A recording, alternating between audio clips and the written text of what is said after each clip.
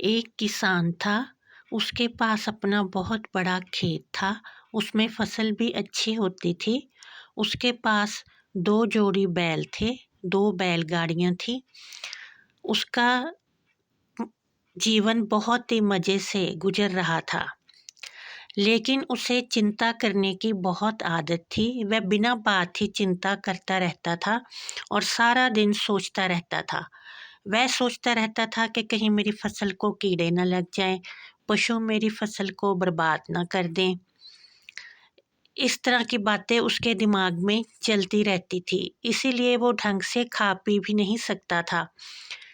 इसलिए उसकी पत्नी उसे एक बौद्ध भिक्षु के पास ले गई और दोनों ने जाकर भिक्षु को प्रणाम किया और अपनी सारी व्यथा सुनाई। किसान ने बताया कि मुझे व्यर्थ की चिंता ही सारा दिन सताती रहती है। मैं यही सोचता रहता हूँ कि मेरी फसल ना बर्बाद हो जाए, मेरे बच्चे जब बड़े होंगे वो मेरी सेवा करेंगे कि नहीं, कहीं फसल को कीड़े ना लग जाएं। तो बौद्ध भिक्षु ने उसकी सारी बातें सुनी और उसे दूसरे दिन आने के लिए बोला। दूसरे दिन पति पत्नी फिर बौद्ध भिक्षु के पास गए और जाकर उसे प्रणाम किया। उन्होंने देखा कि भिक्षु ने अपने सामने एक दूध का गिलास रखा हुआ है। कभी वो अपने सिर पर हाथ मार रहा था, कभी जमीन पर हाथ मार रहा था। तो उन्होंने बौद्ध भिक्षु से पूछा कि महात्मा जी, ये आप क्या कर रहे हैं? भिक्षु ने कहा कि मैं चिंता में लगा हुआ हूँ कि कहीं इस गिलास वाले दूध को बिल्ली ना पी जाए या ये गिलास गिर ना पड़े। ऐसा सुनकर दोनों पति पत्नी जोर जोर से हंसने लगे।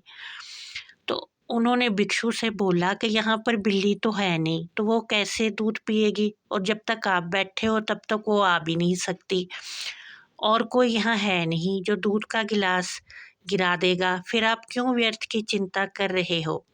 भिक्षु ने किसान से कहा कि यही बात तो मैं तुम्हें समझाना चाहता हूँ कि जो बात अभी हुई नहीं है तुम उसकी चिंता क्यों करते हो?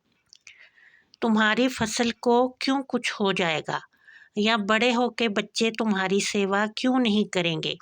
अगर फसल को कुछ हो भी गया तो तुम दोबारा भी फसल उगा सकते हो, क्योंकि पहले भी फसल तुमने ही उगाई है।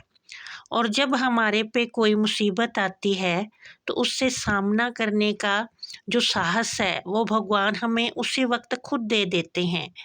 तो जो बात अभी हुई नहीं है तुम उसकी चिंता करके अपने वर्तमान जीवन को क्यों बिगाड़ रहे हो? क्यों अपनी सेहत खराब कर रहे हो? क्यों तुम चिंता में घुले जा रहे हो और खाना भी नहीं खा रहे हो? इससे तो तुम बीमार हो जाओगे और जो तुम सोच रहे हो वो सब कुछ हो ही जाएगा। क्योंकि जब तुम बीमार हो जाओगे तो फसल कैसे उगाओगे? उसकी रक्षा कैसे करोगे? उसे बेचने के लिए कैसे जाओगे? ये सुनकर किसान बौद्ध भिक्षु के चरणों में गिर पड़ा और उसने कहा कि आपने आज मेरी सारी समस्या का हल कर दिया। अब मैं कभी भी चिंता नहीं किया करूँगा, बस वर्तमान को खुशी से जीऊँगा और मेहनत करूँगा। इस तरह से हम में से भी बहुत से लोग व्यर्थ ही चिंता करते रहते हैं। हमारे हाथ में सिर्फ वर्तमान ही होता है जिसे हम अच्छी तरह गुजार सकते हैं, उसमें ही हम मेहनत कर सकते हैं। भविष्य का किसी को भी कुछ भी ज्ञात नहीं है, इसलिए भविष्य के बारे में सोचकर अपने वर्तमान को हमें कभी भी खराब नहीं करना चाहिए। आशा है आपको ये मेरी कहानी अच्छी लगी होगी। अगर अच्छी लगी तो इसे लाइक करें और चैनल को सब्सक्राइब करें।